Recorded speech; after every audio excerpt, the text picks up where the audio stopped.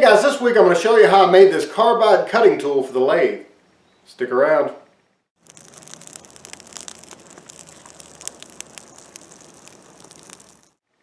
Hello and welcome to this week's edition of BS with AJ. As I said before, this week I'm going to be showing you how I made these carbide cutting tools for the lathe. Now this one's completely done. I already turned the handle, I got it finished out and everything. This is the one with the round carbide tool on it, and they're actually pretty easy to make. But I'll be honest with you, I actually turned this handle using just the bar itself and the carbide tool on there. So let me show you what I got here over here. I actually made another one to put the square carbide tool on, and I used it just like this to be able to turn the handle for it. And I switched out the square for the round scraper and things like that. And like I said, it's actually somewhat comfortable. This is about a 2-foot long piece here, and it's, you can get a good grip on it and everything. And as you're cutting, it's honestly not that bad. So if you don't want to waste your time putting a handle on that for now, if you just want something for the time being, you can make these for pretty much next to nothing. And I'll be sure to link all the description in the description below, all the material that you'll need for this project. It's not that expensive, and if you go to price actual carbide tools that they sell, they're pretty high dollar. Now the handle here I made for this one was made out of firewood. It's actually hickory that I bought from a local store in a bag for smoking, and it just kind of worked out. It had a couple cracks in it. When I first opened the bag up, they didn't show any cracks at all on the wood itself, so I thought it was going to be a great piece to use. But as I started turning it, I found some cracks on the inside of it. So I filled them up with glue and sanded them down and everything. So, I mean, honestly, I pretty much made this for, I don't know an exact dollar amount or anything, but it was pretty dang cheap. And I've looked at them online before, and they're pretty expensive. So before we get started in this video, if you like videos like this, be sure to like, share, and subscribe, and consider supporting BS with AJ on Patreon so we can do bigger and better projects for you guys. Let's go ahead and get started. Alright guys, so I went to my local hardware store and I bought a 1/2" by 1/2" square solid bar smiled steel, basically is what it is. You should be able to pick that up at your local hardware store, wherever you're at. So like I said, it's 1/2" wide by 1/2" wide, and it's 4 foot long. So I'm going to cut it directly in half. So 24 inches is going to be directly in half. This is going to make 2 different carbide tools. Now I've seen people make them out of the square tubing. I don't think that's a very good idea, but to each their own. This isn't a hardened steel. This is a mild steel, so there is a chance that it won't be strong enough, but if they can get by with using a hollow tube, which I've seen people do the 1/2" by 1/2" square tubing, then this solid bar should be stronger than that, in my opinion. Maybe I'm wrong. But basically what we're going to do, we're going to go ahead and cut this in half. I've already got my handle started. I'm making it out of some hickory that I bought at a store. It's actually just some firewood, or some smoking wood actually. It's been kiln dried. And so I went ahead and cut it up. I got the center bored out with a square hole here. I cut it directly in half and bored out the center for this to fit inside already. I've got that glued up and it's drying now. So we're going to start working on our metal part of this. So I'm going to go ahead and cut this in half, and then we'll start doing our work to make our pieces fit on here basically. Alright guys, so I've got my piece of steel here, I've got an angle grinder, and I've got a cutoff wheel on it. Make sure you have your handle on here, make sure you use both hands as you're cutting. These things can get away from you and do a lot of damage, so be careful about it. Grip your work piece down before you start cutting. Make sure it's good and secure. And make sure and wear safety glasses, and honestly you probably need to be wearing a face shield as well. I'm going to be. I've already had one piece of metal fly in my eye a long time ago, and it's not a fun experience. So I always suggest wear the proper safety glasses and a face shield if you're doing a lot of metal cutting. Mainly because of that one experience I had, and I'll tell you what, it was a really bad one. I don't suggest it. Alright, let's go ahead and get this cut now.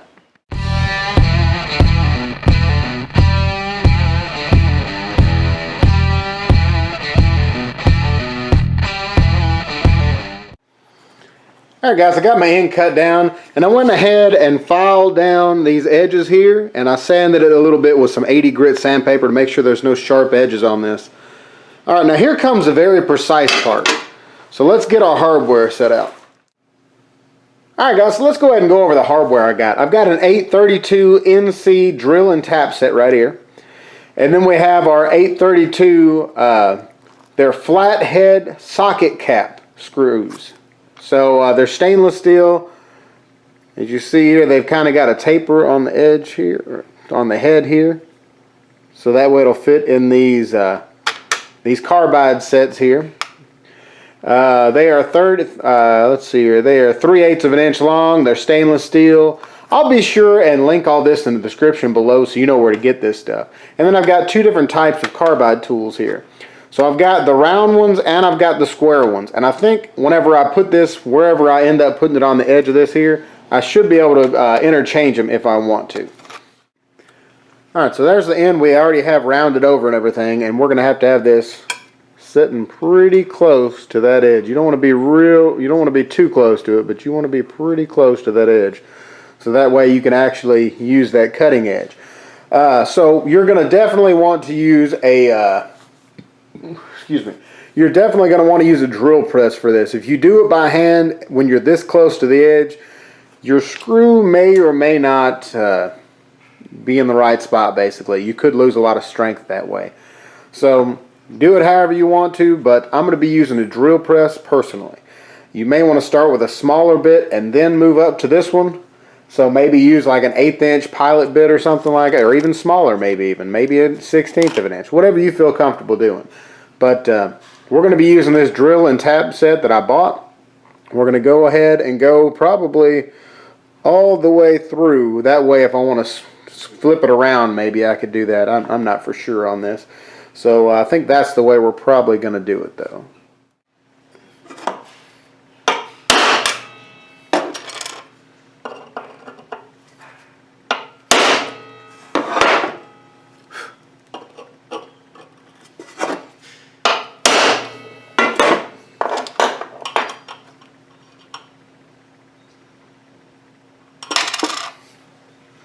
Alright guys, I used a hammer and a punch here to make sure and get that a good start. I'm going to be using a real small drill bit to pilot this hole all the way through. I measured center point of my bar this way, and then I just kind of lined this up on the edge to show about how much I wanted to stick over basically. And I just kind of did it like that, set it right where it needed to be, and then went ahead and marked it. Alright guys, I've got my piece anchored down here. I've got my drill press set up with the smallest bit that I could get. I'm not really sure what size it was. I don't quite remember. I was just digging through my drawer full of bits and this is the one I found. So anyway, I've got this pretty close to where my punch mark was. It may be just slightly off, but it's not going to be off by very much.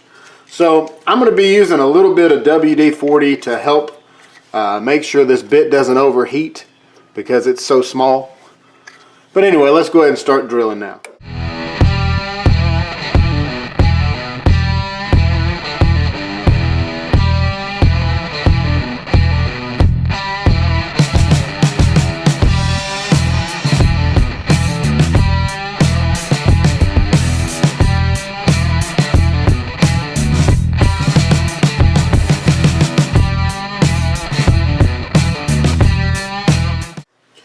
Alright, so we got our pilot bit all the way through now.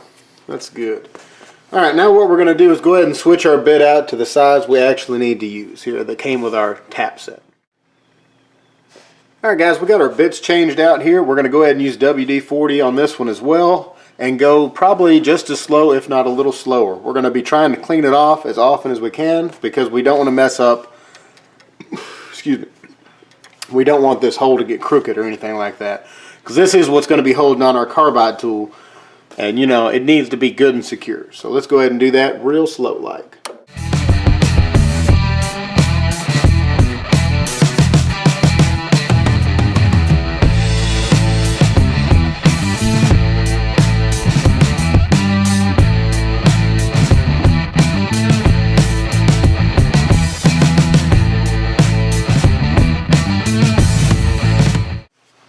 Alright, we got that drilled now.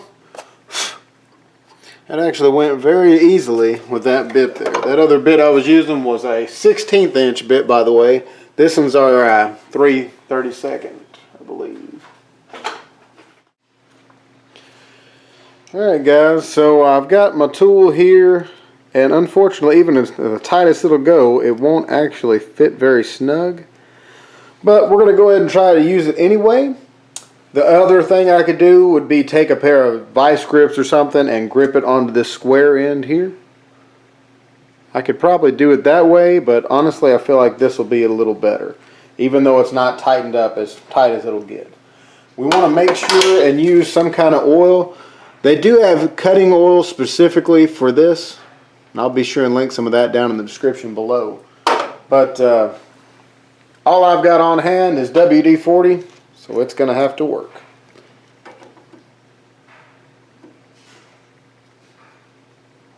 You want to do this nice and slow too.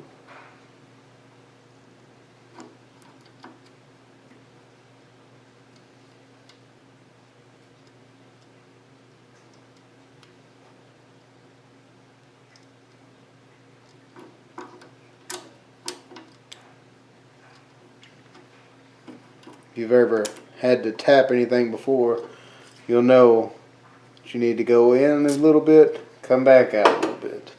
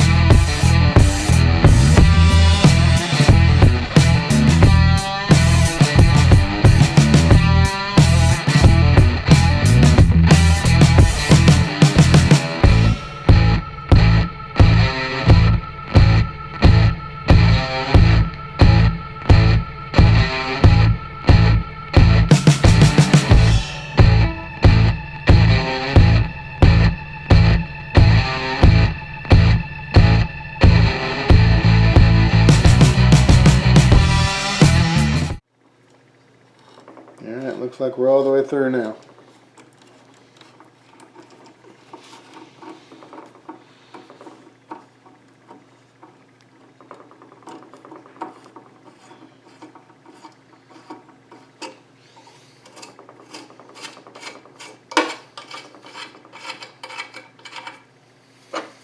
Spray some mist through there to clean the hole out.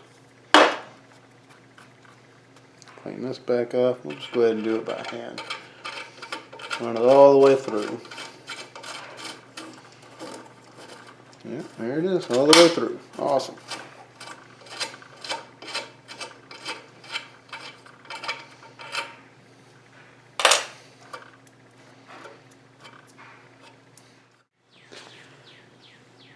Alright, so we've got our bit here on this. I forget the actual name of this bit here, but I'll be sure and put a link to that down in the description below as well. So we're going to oil it real good, get lined up on it.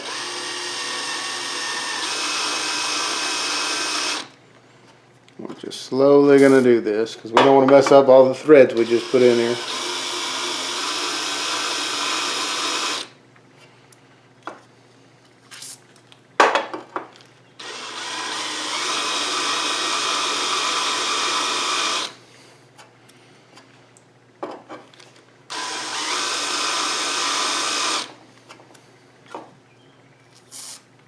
Alright.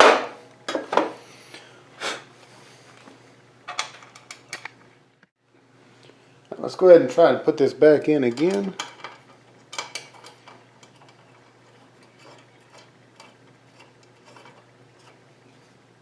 Alright, so we didn't hurt our threads any while we did that. Let's see if we went deep enough or not though. Alright, we got it good and tight. And this isn't moving around any at all now. So yeah, you just had to go just a little bit to taper that. And like I said, I'll be sure and put a link to this bit here in the description below. This is what it looks like. And like I said, I'll put a link to all this stuff in the description below. Alright, so now we got that pretty good. Probably what I need to do is take this back off and round these edges over slightly So that way we've got access to all these sides. And I'll probably go ahead and do that by hand.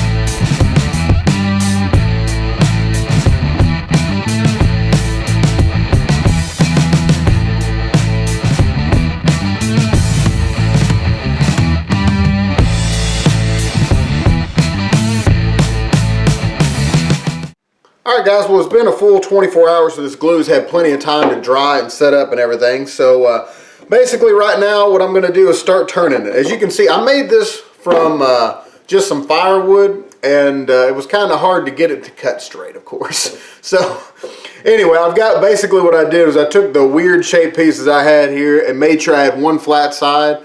And then I went ahead and cut my recess in here so that way it would fit my 1/2 inch by 1/2 inch metal bar through here. So again, it's pretty rough right now. So what I want to do is make sure that I have these holes in the very center. Since there's a hole there, I can't just use the points. What I've done now, I've made a little wooden cone basically on this side, and I've got my 60-degree cone on this side. So basically what I'm going to do is I'm just going to try and turn it between centers here. And I know it's going to try and move on me some. I'm actually going to use the Carbide tool that I started making yesterday. I tried it yesterday a little bit without a handle, and honestly you can use it that way without any trouble at all. But we are going to put a handle on there to make it a little more stable and things like that, of course. So basically we're going to go ahead and set this up. And the main thing I want to do, we got to get it to the certain speed that it's not going to try and wobble the whole thing. I've already tested it, and for this specific piece it was around 2,000 RPMs. It wobbled the least amount. The whole table here, since it's not secured down onto my tabletop. But anyway, so I'm going to turn it at whatever speed will get it to where it's more even, and I'm just going to kind of get it as even as I possibly can, and then I want to turn a tenon on one side so that way I can put it in the chuck jaws and go from there. But so it may try and spin on me a little bit as I'm turning, but I'm hoping that Carbide tool, the Carbide is sharp enough that it'll cut, you know, if I take real easy steps, it won't spin that much. We're going to find out. Let's go ahead and get started now.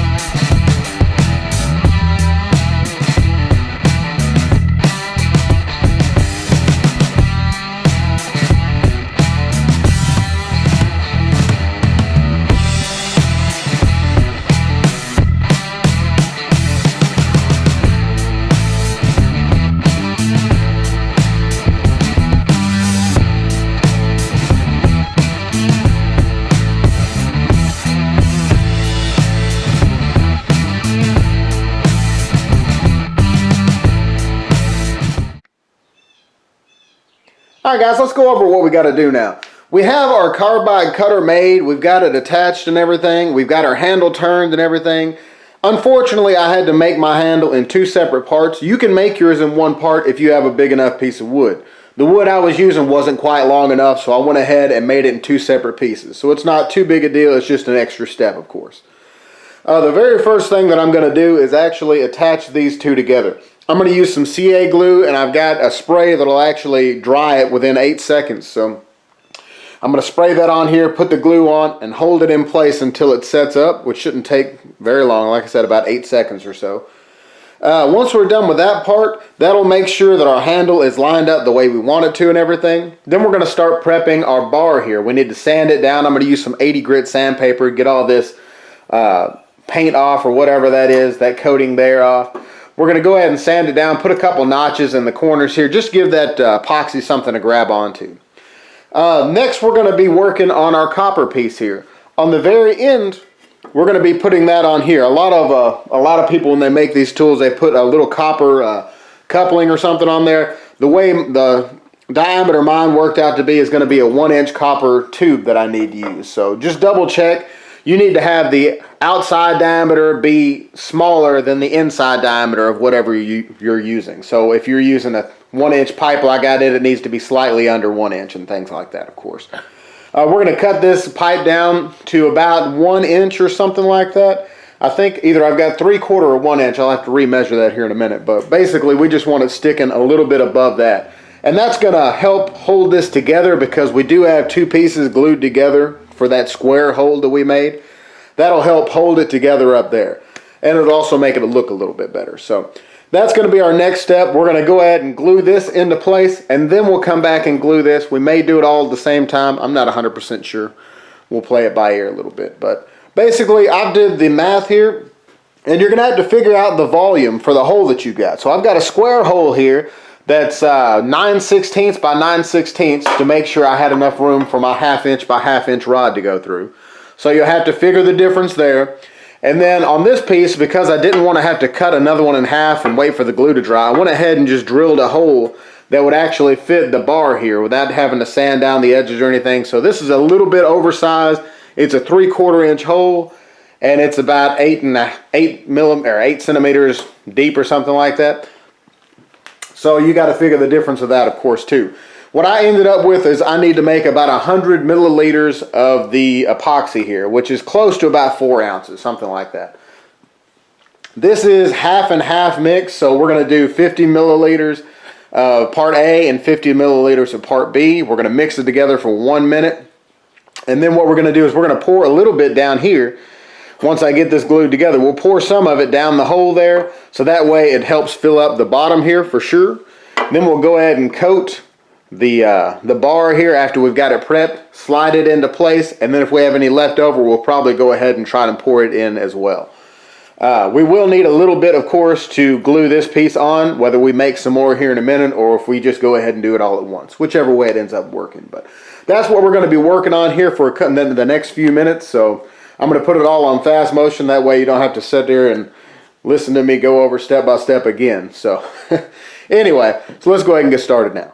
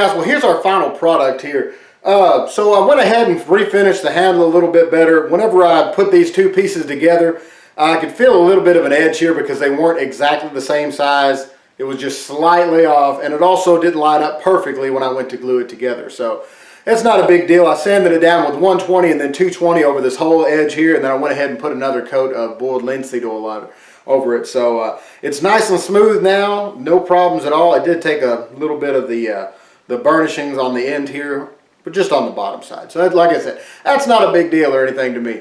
I did go ahead and let me show you this up close here. I went ahead and sanded down the copper pipe here a little bit, one to get rid of the sharp edges on the top here, but also to shine it up a little bit. It looks nice for now. Of course, it's going to dull out in the future, obviously, but that's not a big deal.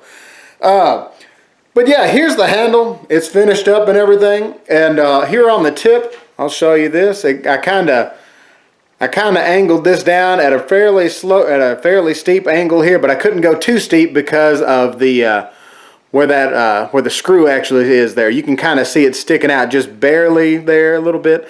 So I couldn't overdo it. I couldn't make the angle too sharp or anything. But I did go ahead and round over these edges and everything. I sanded all that nice and smooth, so that way it wouldn't get in the way of the cutting edge here. As you can see there, the cutting edge is quite a bit further out than the bar here. So you need to make sure and get that back pretty far, of course. I went ahead and made another one here, as I showed you in the very beginning of the video. I've not put a handle on here yet, and as I said in the beginning, honestly, you can use this as it is. I actually used the one without the handle to make the handle for it. So I switched out the square and the round tips to make everything work pretty good. And honestly, it's kind of comfortable. It's not that big a deal. So if you just want to have a carbide cutting tool and you don't feel like making a handle for it right now or anything, you can just do the first couple steps that I showed you here to get your carbide tool attached here, cut it down to whatever length you want. I did mine 2 foot long, and then you're ready to use it. I'll show you how I did the end here. I went ahead and notched that down to where the square is actually level with the top of this here.